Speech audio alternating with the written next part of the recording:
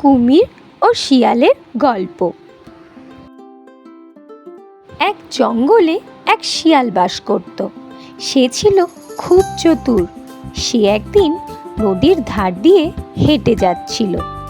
এমন সময় সে দেখতে পায় একটা বড় কুমির তার দিকে এগিয়ে আসছে। কুমির এসে শিয়ালকে বলে, শিয়াল, আমার খুব খিদে পেয়েছে, আমি তোমাকে খেতে চাই। শিয়াল বুঝতে পারল যে কুমির তাকে মেরে খেতে চাইছে।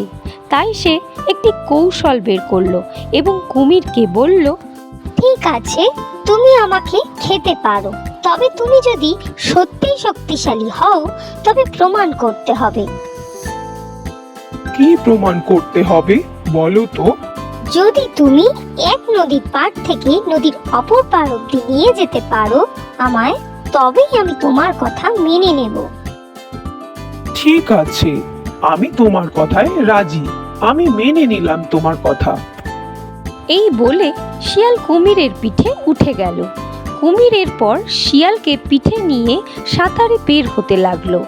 নদীর মাঝখানে পৌঁছাতেই শিয়াল হঠাৎ কুমিরের মাথায় উঠে তার চোখে মাটি ছুঁড়ে দিল। এতে কুমির কিছু না দেখতে পেয়ে জলের একদম গভীরে চলে গেল এবং হতাশ হয়ে জলের তলায় পড়ে রইল। এদিকে শিয়ালও নদীর পাড়ে ফিরে এলো এবং বুদ্ধির জোরে নিজের প্রাণ বাঁচিয়ে সেখান থেকে চলে গেল। নীতি কথা: বুদ্ধি থাকলে উপায় সম্ভব।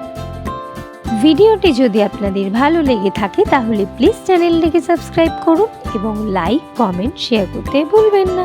টাটা।